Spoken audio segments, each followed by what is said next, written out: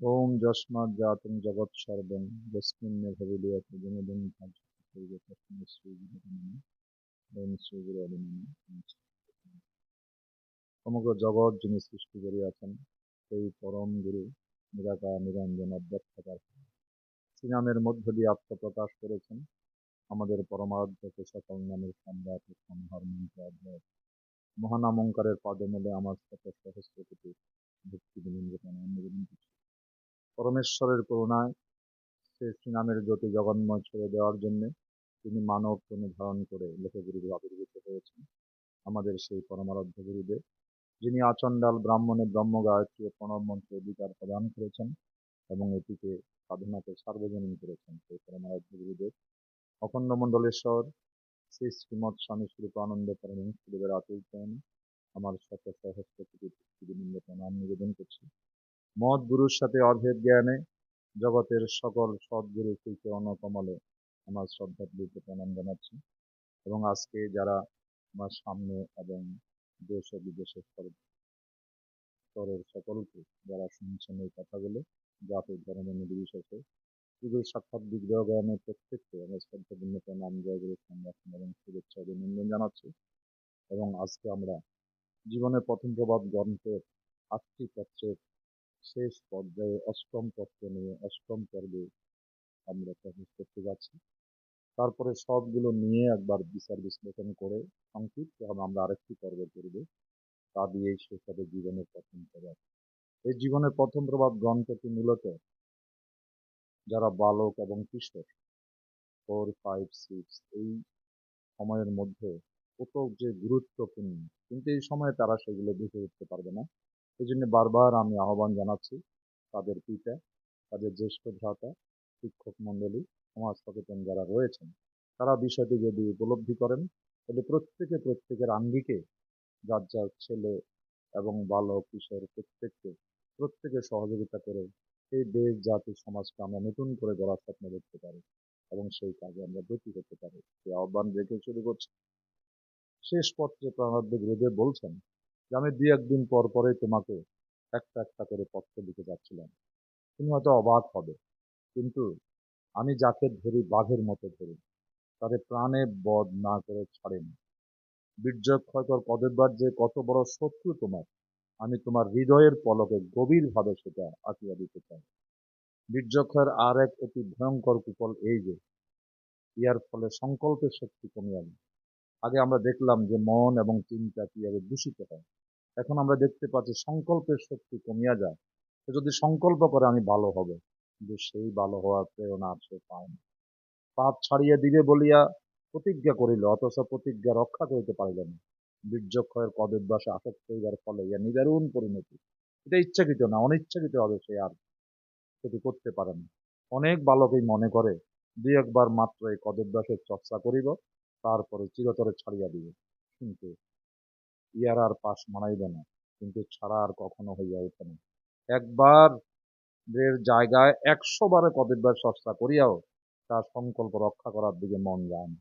কারণ পদভ্যাসে যে একবার কৃতদাস হইয়া পড়ে তার নিজের ইচ্ছার আর কোনো মূল্য থাকে না।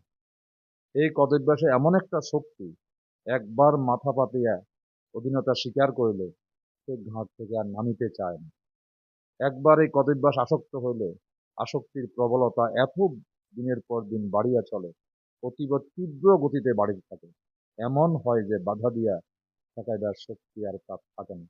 যতবার এই পদভ্যাসে আসক্ত হইবে ততবারই তাহার স্বতন্ত্র ইচ্ছার শক্তি বিনষ্ট হইবে, ততই তা চতুর্দিকে দাসত্বের শিকল দৃঢ় থেকে দৃঢ়তর হইয়া থাকিবে। যতবার এই পদভ্যাসের চর্চা করিবে ততবার এই জীবন হইতে যে এই পদভ্যাস প্রতিরোধের ক্ষমতা তার নির্বাসিত হইয়া যাইবে। শেষে এমন হইবে যে অভ্যাসের প্রভাব তাহাকে দিয়া অনবরত তাহা করাইয়া লইতে থাকিবে। অর্থাৎ সে দেবতার মতো হইতে থাকিলেও, হওয়ার ইচ্ছা থাকিলেও, কিন্তু সে পদভ্যাসের দাসে এমন আসক্ত হইয়া পড়িবে, এই পৈশাচিক পদভ্যাস কার্যটা তাকে করতে বাধ্য করিবে।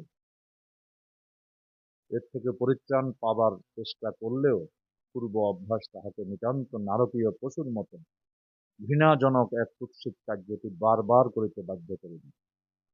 এখন মনে হইতে পারে এই বিষয়টি অতিরঞ্জন, বাবা বলেছেন, আমি হয়তো অতিরঞ্জিত বলতেছি না, বাবা বলেছেন যে অনেক ছেলেরা আমাকে এই বিষয়গুলো নিয়ে অনেক পত্র লিখেছে। তাদের সেই স্বীকারোক্তি যে তারা এই ভীষণ ভয়াবহ অবস্থার শিকার হয়েছে, তাদের সেই কথাগুলো যদি অর্ধেকও সত্য হয়, তাইলে আমি বলিব বীর্য ক্ষয়কর পদভ্যাসের আসক্ত হওয়ার অপরাধ এই জগতে এর সমতুল্য আর কিছুই নেই। শত শত যুবক পদভ্যাসের দুরন্ত মোহে নিজের সর্বনাশ সাধন করিয়া তারপরে পুনরায় প্রনষ্ট যৌবনে ফিরিয়া পাইবার যে অশ্রুরাশি বর্ষণ করিয়াছে, যদি অশ্রু বিন্দুর 1/10 অকপট হয়, তবে আমাকে বলিতে হইবে যে বীর্যক্ষয় করিবার মতো মহাপাপ আর কিছুই থাকিতে পারে না। এমন বাস্তব ঘটনাগুলো উপলব্ধি করে বাবা এই পত্রগুলো একটার পর একটা লিখে শেষ পর্যায়ে 8টি পত্রের মধ্য দিয়ে সমস্ত বিষয় পরিষ্কার করেছেন। অসংখ্য জনের হতাশ করুণ ক্রন্দন আমার হৃদয়টার মধ্যে সঞ্চিত হইয়া আছে, খুলিয়া বলা অসম্ভব, অনুচিত। আমার উপরে তোমার যদি শ্রদ্ধা থাকে, তবে বলিব, বারংবার বলিব, তার সবে বলিব, বীর্য ক্ষয়কর কদভ্যাস তরুণ জীবনের শ্রেষ্ঠ শত্রু। এই কদভ্যাসে উন্নতির পথের প্রধানতম বিঘ্ন। যা বলিবার ছিল মোটামুটি গোপন না করে খোলাখুলি সব প্রকাশ করিয়াছে। এখন কোন পথে যে গ্রহণীয়, কোন কার্য যে অকরণীয়, তা স্পষ্ট করিয়া জানিয়াছি। এখন তুমি জীবন পথের কাঁটাগুলিকে চিনিতে পারিবে। এখন আমার একমাত্র অনুরোধ, যে উপদেশগুলি পাইয়াছ পালন করিতে প্রাণপণ চেষ্টা করিও। যে সতর্কতার বাণী তোমাকে শুনানো হইয়াছে তদনুসারে চলিতে প্রয়াস পাইও। যে বিপদ সংকেত তোমাকে করা হইল তা হইতে আত্মরক্ষা করিয়া চলিও, তা হইতে দূরে থাকিও। হাল কাটিয়া যাহারা জীবনের সরোবরে কুমির আনে, তাহাদের অনুকরণ করিও না। সাধিয়া কখনো বিপদে বিপদ ডাকিয়া আনিও না। কৌতূহলের বশেও প্রলোভনেও না। অদভ্যাসে আসক্ত কোনো বালক যদি ইহার গুণকীর্তন করিয়া তোমাকে প্রলুব্ধ করিতে চাহে, জানিও সে তোমার পরম শত্রু। তোমাকে অমৃতের নাম করিয়া কালকূট পরিবেশন করিতে আসিয়াছে, তখন ঘৃণাবরে তাহার সংসর্গ পরিত্যাগ করিবে। সে যদি সহজে তোমার সঙ্গ ছাড়িতে না চায়, তাহার ললাটে পদাঘাত করিয়া তাহাকে তাড়িয়া দিবে। কারণ চোর ডাকাতের চেয়েও সে তোমার অধিকতর শত্রু। নরঘাতক দস্যু অপেক্ষাও তোমার অধিকতর অনিষ্টকারক। একাকে যদি তাহাকে বিতাড়িত করিতে না পারো, চরিত্রবল, অনমনীয় সংযম, নিষ্ঠা, অসাধারণ সত্য পরায়ণতা, সুগভীর এমন কোন হিতৈষী বন্ধুর তুমি সাহায্য লইও। বন্ধুরাই জীবনের সবচেয়ে বেশি সর্বনাশ করিয়া থাকে। আবার চরিত্রবান সংযমী বন্ধু চরিত্র রক্ষার পরম সহায়। তাকে অন্বেষণ করে তার সঙ্গ নিয়ে, তার সাহায্য নিয়ে এইভাবে তুমি এই অবস্থা থেকে রক্ষা পেতে পারো। বীর্যক্ষ করিতে কেমন লাগে একবার পরীক্ষা করিয়া দেখো না। এরূপ বুদ্ধি দ্বারা পরিচালিত হইয়াও যদি কেউ কৌতূহল বসে তোমাকে কুপরামর্শ দেয়, তাহলে সেই মুহূর্তে তুমি জানিবে যে এই বন্ধু তোমার পরম শত্রু, এবং তাকে যে কোনো ভাবেই তার সংসর্গ থেকে তোমাকে বিরত থাকিতে হইবে। উপযুক্ত শক্তিমান পুরুষের নিকট তাহাকে নিয়ে উপস্থিত করিও, নতুবা অন্তত পক্ষে আমার এই পত্রগুলি তাহাকে পড়িতে দিও। আত্ম উন্নতিতে, পর উন্নতিতে সাহায্যই তোমার জীবনের লক্ষ্য।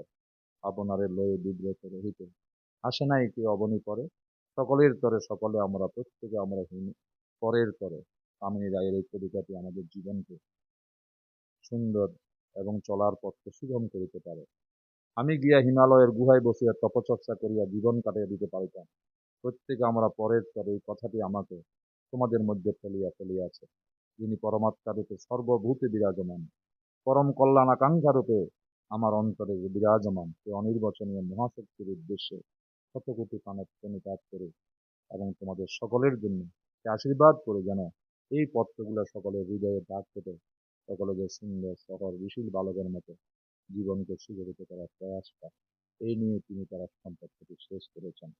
আমরা আশা করি এই অষ্টম পত্র মাত্র 8টি পর্বে বিভক্ত করে ঐশ্বর্যতন্ত্র সাহিত্যের প্রথম গ্রন্থ থেকে আমরা যতটুকু আলোচনা করার সুযোগ পেয়েছি বা করেছি, সেটুকু প্রত্যেকের জীবনকে সুন্দর করে, প্রত্যেকের জীবন সার্থক করে এবং প্রত্যেকটি পরিবারে সেই ছোট ছোট ছেলে কিশোর এবং বালকদের জীবন ফুলের মতো ফুটে পবিত্র হোক, এই প্রত্যাশা করে সকলকে আবার অভিনন্দন এবং জয়গুরু সম্ভাষণ জানিয়ে শেষ করছি।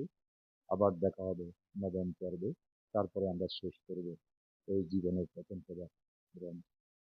হরি ওম, জয় গুরু।